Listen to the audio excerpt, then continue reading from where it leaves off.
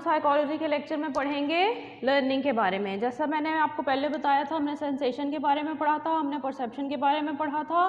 तो आज हम लर्निंग के बारे में पढ़ेंगे, क्योंकि जब हम चीज़ों को सेंस कर लेते हैं, उनकी परसेप्शन बना लेते हैं, तो फिर हम सेंसेशन और परसेप्शन की हेल्प से चीज़ों को लर्न कर लेते हैं। लर्निंग बेसिकली क्या होती है कि आपके बिहेवियर में एक रिलेटिवली परमानेंट चेंज आ जाता है जब आप चीज़ों को ऑब्जर्व करते हैं, उनको अडेप्ट करते हैं, उनको अपनी नेचर में शामिल कर लेते हैं। तो इसका मतलब है कि आपने चीज़ों को लर्न कर लिया है। यहाँ लर्निंग से मुराद हमारी वो लर्निंग नहीं हो रही है जो हम स्कूल में, कॉलेज में करते हैं, यूनिवर्सिटी में करते हैं। हमारी ये वो लर्निंग है जो आपकी साइकोलॉजिकल ग्रोथ के लिए होती है, आपकी, ठीक है, आपकी इमोशनल ग्रोथ के लिए होती है, जिससे आपकी पर्सनैलिटी बिल्डअप होती है। ये वो लर्निंग है।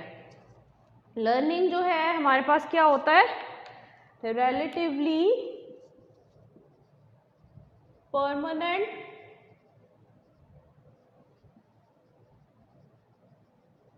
चेंज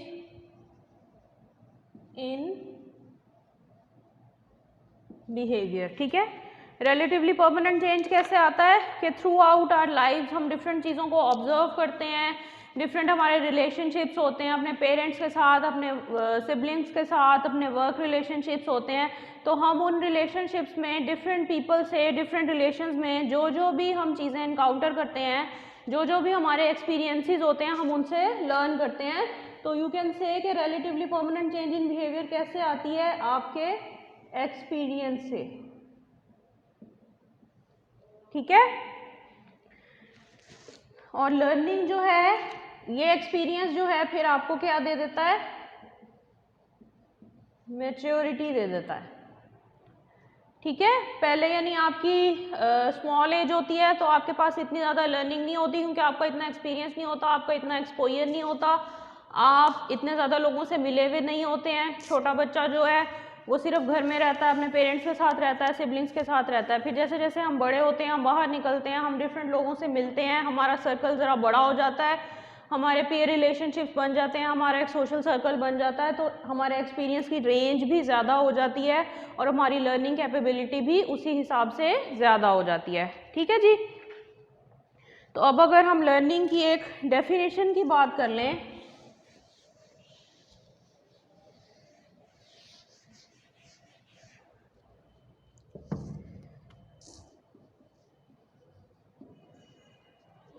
तो लर्निंग हमारे पास एक ऐसा प्रोसीजर है जो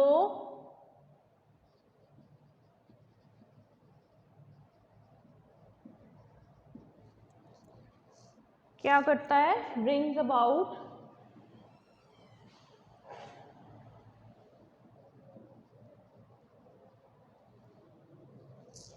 इन बिहेवियर। लर्निंग हमारे पास एक ऐसा प्रोसीजर है जो हमारे बिहेवियर में चेंज का बायस बनता है, हमारे एक्सपीरियंसेस के थ्रू। डिफरेंट एक्सपीरियंसेस से हम डिफरेंट चीज़ें लर्न करते हैं। ठीक है, एक और अगर हम डेफिनेशन की बात कर लें तो लर्निंग क्या होती है, relatively permanent change in personality, या फिर आप इसको बिहेवियर भी कह सकते हैं, ये भी इसी डेफिनेशन की सेकेंड साइड है। ठीक है जी, तो अब हम क्या कर लेते हैं, अब हम देख लेते हैं कि जो हमने चेंज की, जो हम बार बार बात कर रहे हैं कि परमानेंट चेंज है, एक्सपीरियंस की बेस पे आ रहा है, तो वो चेंजेस जो हैं वो किन किन टाइप्स की हो सकती हैं। ठीक है, तो लर्निंग हमारे पास 3 टाइप्स ऑफ चेंजिंग जो है वो दे सकती है। हमारे पास एक फिजिकल चेंज होती है,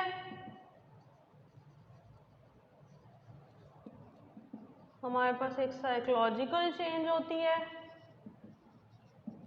और हमारे पास एक क्या होती है, एक मेंटल चेंज होती है। फिजिकल चेंज क्या होती है, फिजिकल चेंज को आप फिजियोलॉजिकल चेंज भी कह सकते हैं।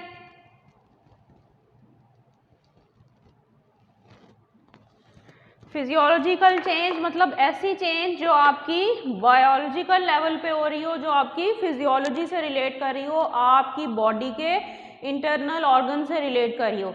जैसे एक छोटा बच्चा होता है तो उसको नहीं पता होता, एक बेबी जो होता है वो सिर्फ रो के ही अपनी सारी नीड्स जो है वो उनको एक्सप्रेस करता है। फिर जैसे जैसे बच्चा बड़ा होता है वो चलना सीखता है, उठना बैठना सीखता है, डिफरेंट बिहेवियर्स परफॉर्म करना सीखता है, तो उसकी फिजिकल एक्टिविटी की रेंज भी जो है वो ज़्यादा हो जाती है। तो ये फिजिकल चेंज होती है, वो चेंज जो आप अपने बॉडी पार्ट्स के थ्रू जो हैं वो जिसको परफॉर्म करते हैं, और जिस चेंज की बेसिस पे आप अपनी फिजियोलॉजिकली आप जो हैं वो चेंज को अमल में लाते हैं। ठीक है, इसमें आपकी मोटर मूवमेंट आ जाती है, आपके हैंड्स को आप मूव करना कैसे सीखते हैं, आप चलना कैसे सीखते हैं, आप उठना बैठना कैसे सीख रहे हैं, आप सोना जागना कैसे सीखते हैं, आप ये कैसे सीख रहे हैं कि आपको भूख लग रही है तो आपको क्या करना है। ठीक है, ये सारी चेंजेस इसमें आ जाएंगी। साइकोलॉजिकल चेंज किस तरह से आती है कि आपको अपनी फीलिंग्स, अपने इमोशंस जो हैं उनको रिकग्नाइज करना आ जाता है, उनको पहचानना आ जाता है, उनको फील करना आ जाता है। ठीक है, जब आप छोटे होते हैं तो आपको इतना नहीं पता होता कि कौन सा इमोशन जो है वो किस तरह से फील होता है, या अगर आप कोई एक चीज़ फील कर रहे हैं तो उसको एक्सप्रेस किस तरह करना है। लेकिन जैसे जैसे आप बड़े होते हैं, आपके एक्सपीरियंस की रेंज ज़्यादा होती है, आप डिफरेंट लोगों से मिलते हैं, तो आपको अपने इमोशंस को एक्सप्रेस करना भी आ जाता है, आपको पता चल जाता है कि किस तरह की फीलिंग्स किस तरह के इमोशन को डिनोट करती हैं, और इसी तरह से वही चेंज आप दूसरों में भी नोट कर लेते हैं। मेंटल चेंज क्या होती है कि साइकोलॉजिकल चेंजेस ही as a whole mental change को जाके जो है वो डिनोट करती हैं। वो किस तरह से कि मेंटल चेंजेस की बेस पे जब आप बड़े होते जाते हैं, आप मैच्योरिटी की तरफ जाते हैं, जब आप एडल्टहुड में चले जाते हैं, टीन एज से निकल के, तो आप में एडल्ट रीजनिंग आ जाती है, मैच्योरिटी आ जाती है, आप में इंटेलिजेंस की एबिलिटी डेवलप हो जाती है। ठीक है, आपको अपने रिलेशनशिप्स बिल्ड करना आ जाते हैं, आप समटाइम्स जो है वो कॉम्प्रोमाइज़ करना सीख जाते हैं। ठीक है, तो ये सारे आपके प्रोसेस कैसे होते हैं मेंटल चेंजेस की बेस पे, यानी ये आपके लेवल ऑफ कॉम्प्लेक्सिटी की बेस पे 3 चेंजेस हैं।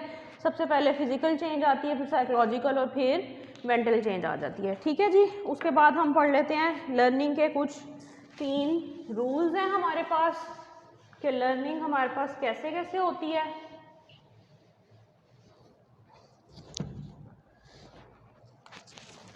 लॉज ऑफ लर्निंग,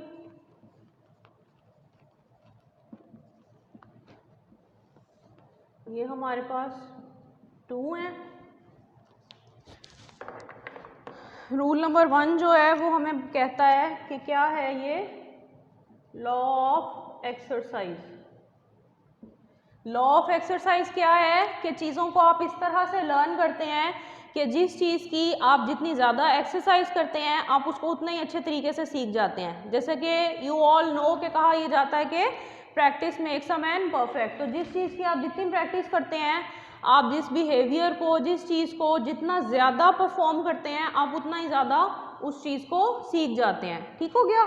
उसके बाद नंबर 2 पे आ जाता है लॉ ऑफ इफेक्ट।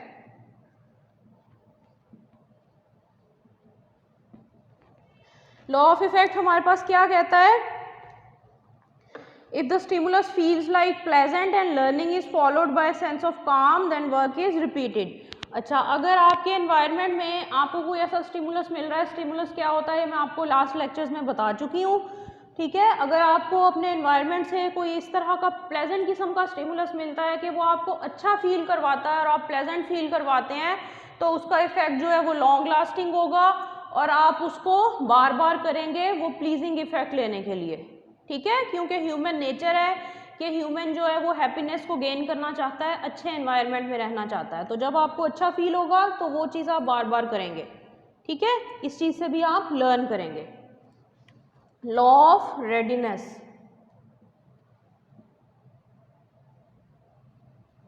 ये हमारे पास थर्ड जो है वो लॉ है।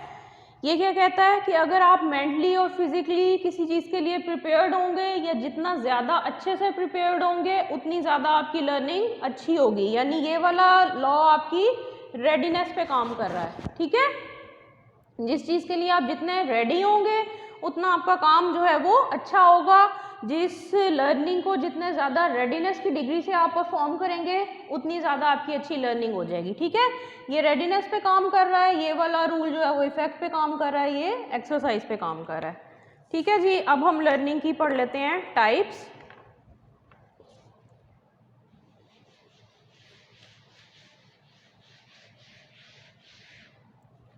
लर्निंग की हमारे पास बेसिकली 4 टाइप्स होती हैं।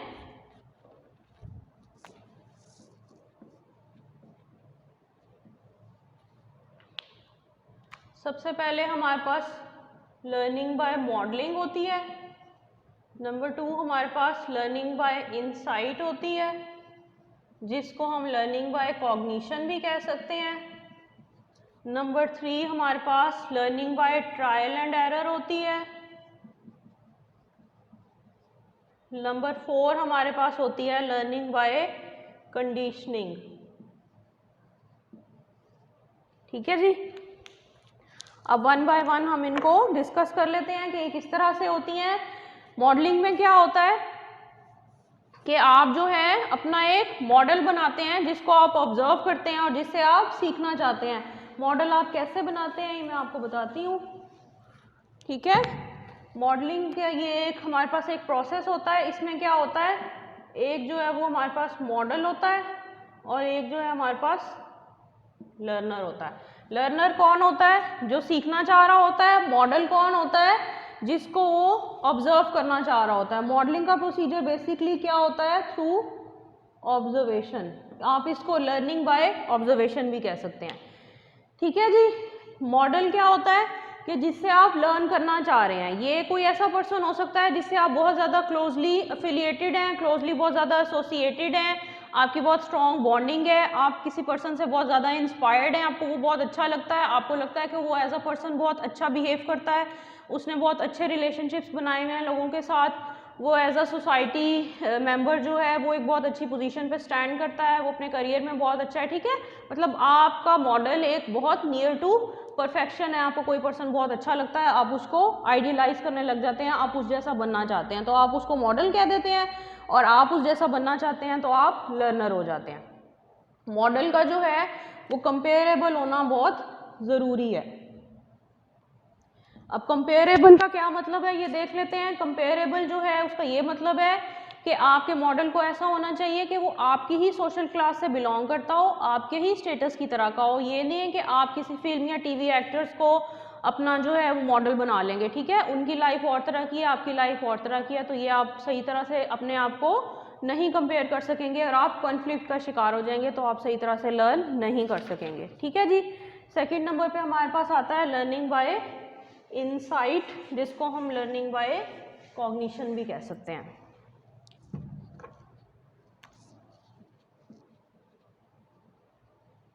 लर्निंग बाय इनसाइट और यू कैन से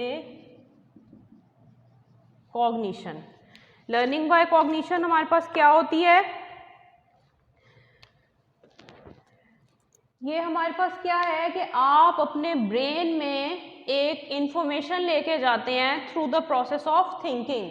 कॉग्निशन क्या होता है, कॉग्निशन साइकोलॉजी में थिंकिंग प्रोसेस को कहते हैं।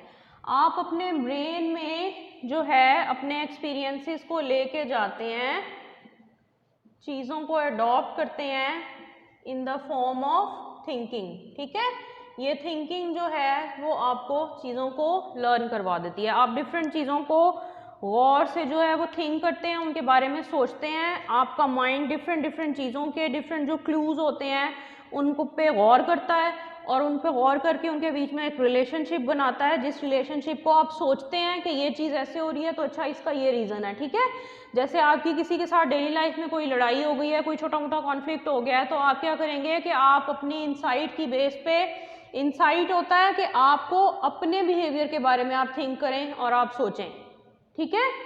जो आपका अपना बिहेवियर होता है उसके बारे में थिंकिंग आपकी इनसाइट होती है। तो हम एग्जाम्पल की बात कर रहे थे कि जैसे आपका किसी के साथ कोई कॉन्फ्लिक्ट हो जाता है तो आप क्या करेंगे कि आप फारिग वक्त में बैठ के सोचेंगे कि मैंने हमारी अगर कोई थोड़ी सी आर्ग्यूमेंट हो गई है या हमारी थोड़ी सी कॉन्फ्लिक्ट हमारे पास हो गया है, मेरी किसी फ्रेंड का या किसी के साथ भी, तो वो क्यों हो गया? आप अपने बारे में सोचेंगे कि बात यहाँ से स्टार्ट हुई थी, मैंने ये कहा, अदर पर्सन ने ये कहा, फिर उसके जवाब में मैंने ये कहा, उसने ये कहा, तो क्या किया कि आपने कॉग्निशन को प्रैक्टिस किया, आपने इस चीज़ पे थिंक किया, थिंक करने से आपको डिफरेंट क्लूज मिले और आपने लर्न किया कि आइंदा मैंने इस तरह से बिहेव नहीं करना, आइंदा मैंने लड़ाई नहीं करनी, या अगर कोई कॉन्फ्लिक्ट आ जाता है तो उसको किस तरह से रिजॉल्व करना है, किस तरह से उस पर एक्ट करना है, तो आपने इस चीज़ से लर्न कर लिया।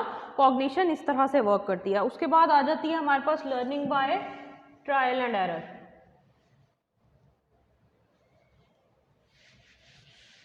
Learning by trial and error हमारे पास इस तरह से काम करती है कि आप चीज़ों को, बिहेवियर्स को परफॉर्म करते हैं और उसके बाद आप देखते हैं कि आपका कौन सा बिहेवियर जो है वो किस तरह से एनवायरनमेंट में कंट्रीब्यूट कर रहा है, आपके रिलेशनशिप्स में कंट्रीब्यूट कर रहा है। ट्रायल का मतलब है कि किसी चीज़ को चेक करने के लिए परफॉर्म करना, ट्रायल करना किसी चीज़ की, क्या मतलब कि उसको चेक करना। एरर का मतलब है कि गलती करना, ठीक है। ट्रायल एंड एरर यानी वो लर्निंग जो आप बार बार चेक करते हैं कि ये सही है, गलत है, कि क्या है। इसमें क्या करते हैं कि आप मिस्टेक्स अगर आपसे होती हैं तो आप उन मिस्टेक्स की बेस पे उस लर्निंग को ओमिट कर देते हैं, आप कोई नया बिहेवियर करते हैं और उस पर दोबारा ट्रायल एंड एरर पे जाके देखते हैं कि अच्छा ये चीज़ सही मैंने लर्न किया है, ये गलत लर्न किया है, अच्छा इस चीज़ में मेरे से ये गलती हो गई है, ठीक है। ये learning by trial and error होती है। The individual makes repeated efforts to learn, आप बार बार जो है वो एफर्ट्स करते हैं। अगर आपको एफर्ट्स की बेस पे बार बार एरर्स का सामना होता है तो आप उन एफर्ट्स को छोड़ देते हैं, आप कोई नई एफर्ट कर लेते हैं, आप किसी नए ट्रायल की तरफ चले जाते हैं, ठीक है। अगर आपको लगता है कि आपकी एफर्ट सही है तो आप सही हो जाते हैं। ये बेसिक कंसेप्ट है ट्रायल एंड एरर का।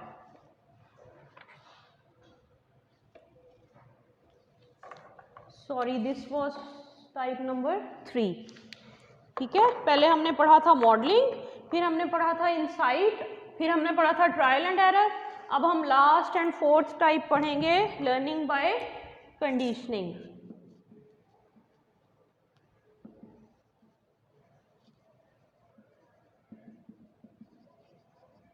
लर्निंग बाय कंडीशनिंग हमारे पास 2 टाइप्स की फॉर्म में होती है।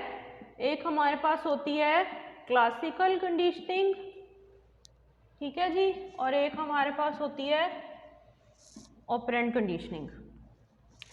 क्लासिकल कंडीशनिंग हमारे पास क्या होती है कि ऑर्गेनिजम्स जो हैं 2 और मोर स्टिमुलाई में एक क्या बना लेते हैं, एक लिंक बना लेते हैं, एक एसोसिएशन बना लेते हैं। बेसिकली लर्निंग बाय कंडीशनिंग जो है वो लर्निंग बाय एसोसिएशन है। एसोसिएशन का क्या मतलब होता है कि दो या दो चीज़ों को आपका माइंड जो है वो आपस में एसोसिएट करता है और उनके बीच में कोई ना कोई एक रिलेशनशिप बनाता है, उस रिलेशनशिप की बेस पे आप लर्न करते हैं, ठीक है। तो क्लासिकल कंडीशनिंग में क्या होता है कि 2 और मोर स्टिमुलाई के बीच में, स्टिमुलाई जैसा कि मैंने आपको बताया है, मैं आपको बता चुकी हूँ लास्ट लेक्चर्स में क्या होता है, तो आप उन स्टिमुलाई के दरमियान में एक लिंक बना लेते हैं, ठीक है। क्लासिकल कंडीशनिंग क्या होती है कि एक बिहेवियर जो है वो हो रहा होता है, एक चीज़ हो रही होती है, आप इतना ज़्यादा अच्छा 2 चीज़ों के बारे में लिंक बना चुके होते हैं कि एक चीज़ के होने से आप दूसरी चीज़ को खुद ब खुद आपका माइंड जो है आपको कैलकुलेट करके बता देता है कि एक चीज़ ये हो रही है तो ये इस वजह से हो रही है कि दूसरी भी साथ होने वाली है, इसकी ये रीज़न है। जैसे हम मुस्लिम कंट्री में रहते हैं, हमें पता है कि हमारे पास 5 वक्त अजान होती है, हमने नमाज पढ़नी होती है, ठीक है। तो जब शाम का टाइम होता है, अजान होती है, आप बेशक वॉच की तरफ ना भी देखें, आपने रिस्ट वॉच ना पहनी हो, आपके सामने घड़ी ना हो, आप बेशक घर भी ना हो, आप किसी ऐसी जगह खड़े हैं जहाँ पे आपके पास टाइमिंग जो है वो नहीं है, लेकिन अगर शाम का टाइम है, अजान हो रही है, तो by the method of classical conditioning psychology ये कहती है कि आपका माइंड आपको अजान सुन के बता देता है कि ये मगरिब का टाइम है, ठीक है। और जब आप बाद में टाइम देखते हैं तो वो वाकई ऑलमोस्ट वही टाइम हो रहा होता है जिस टाइम पे रोज़ अजान होती है, क्योंकि अजान रोज़ एक ही टाइम पे होती है मगरिब की, ठीक है। एक दिन और, दूसरे दिन और, तीसरे दिन और नहीं होती। तो आपका माइंड टाइम और अजान के बीच में एक लिंक बना लेता है, अजान होने से आपको खुद ब खुद बता देता है कि ये टाइम है, ठीक है। या अगर आप टाइम देखते हैं और उस टाइम अभी अजान नहीं हो रही तो आपको खुद पता चल जाता है कि ये टाइम हो गया है, तो अच्छा अब मौलवी साहब जो हैं वो अजान देने वाले होंगे, और वाकई किसी ना किसी मस्जिद से अजान की आवाज़ आने लग जाती है। ठीक है, तो क्लासिकल कंडीशनिंग ये है हमारे पास। ऑपरेंट कंडीशनिंग क्या है? Operant is the behaviour that occur spontaneously. ठीक है, इसमें हमारे पास क्या था कि दो चीज़ों की एसोसिएशन थी, है इसमें भी दो चीज़ों की एसोसिएशन, लेकिन वो कैसे है? वो एसोसिएशन हमारे पास हो रही है कंसीक्वेंस की बेस पे। कंसीक्वेंस की बेस पे कैसे हो रही है कि जिस बिहेवियर को, जिस तरह का रिस्पॉन्स, जिस तरह का नतीजा, जिस तरह का कॉन्सिक्वेंस दिया जाता है, वो बिहेवियर उस कंसीक्वेंस की बेस पे वीकन हो जाता है या फिर स्ट्रेंथन हो जाता है। जैसे आपको पता चले आप घर में आपकी कोई बात नहीं मानी जा रही, आप कोई ऐसी फरमाइश कर रहे हैं, कोई ऐसी बात कर रहे हैं कि आपके पेरेंट्स आपकी बात नहीं मान रहे, तो आप टेम्पर टेंट्रम जो है वो थ्रो करते हैं, आपकी बात मान ली जाती है। ठीक है, ऑल्दो आपके पेरेंट्स आपकी बात नहीं मानना चाहते, लेकिन आपका बिहेवियर ऐसा है, ठीक है, कि आप समहाउ अपनी बात मनवा लेते हैं। तो कॉन्सिक्वेंस क्या हुआ आपके बिहेवियर का कि आपने बात मनवा ली, तो आपको ये लगा कि हर दफ़ा जब जब भी मैंने अपनी बात मनवानी होगी तो मैं इसी तरह से ही बिहेव करूँगा या करूँगी तो मेरी बात मान ली जाएगी, ऑल्दो पता आपको भी होगा कि आपने गलत बिहेव किया। ठीक है, अब इसी सिचुएशन की दूसरी साइड देख लेते हैं कि आप टेम्पर टेंट्रम जो है वो थ्रो करें और आपकी बात मत मानी जाए, आपकी बात नहीं मानी जाए, आपको कोई अटेंशन ना दी जाए, तो आप कहेंगे कि मेरा ये मेथड सही नहीं है, मुझे तो टेंशन नहीं मिल रही, मेरी तो बात नहीं सुनी जा रही, तो इसका मतलब है I must opt some other way, मुझे कोई और वे सोचना चाहिए अपनी बात मनवाने का। यानी बिहेवियर का कॉन्सिक्वेंस डिटर्मिन करता है कि वो होगा या नहीं होगा। ठीक है, आप डिफरेंट, एक और एग्जाम्पल देख लें, आप डिफरेंट टीचर से पढ़ते हैं, तो जो टीचर स्ट्रिक्ट होता है आप उसकी क्लास में कम बोलते हैं, जो टीचर आपको थोड़ा सा लगता है कि ये टीचर जो है वो थोड़ा सा लीनियंट है, आप उसकी क्लास में ज़्यादा बोलते हैं, और आप समझते हैं कि आप पेपर में बेशक कम भी पढ़ के आएंगे, आप चीटिंग भी कर लेंगे, आप कुछ भी कर लेंगे। ठीक है, क्योंकि आपको अपेरेंटली टीचर जो है वो इतना ज़्यादा स्ट्रिक्ट नहीं लग रहा होता। ठीक है, यानी बिहेवियर के कॉन्सिक्वेंस की बेस पे आप लर्न करते हैं ऑपरेंट कंडीशनिंग में। तो ये था हमारा आज का लेक्चर। हमने पढ़ा लर्निंग की टाइप्स के बारे में। सबसे पहले हमने पढ़ा कि लर्निंग जो है वो मॉडलिंग के थ्रू होती है, फिर हमने देखा कि लर्निंग जो है वो इनसाइट के थ्रू भी हो रही थी, फिर हमने देखा कि ट्रायल एंड एरर भी लर्निंग दे रहे होते हैं, फिर हमने देखा कि कंडीशनिंग से भी लर्निंग हो रही होती है, उसमें हमने पढ़ा क्लासिकल एंड ऑपरेंट कंडीशनिंग के बारे में। नेक्स्ट टाइम हम पढ़ेंगे कि लर्निंग की बेस पे हमारी मेमोरी कैसे बनती है, हम मेमोरी के बारे में पढ़ेंगे। ठीक है जी, थैंक यू, अल्लाह हाफिज़।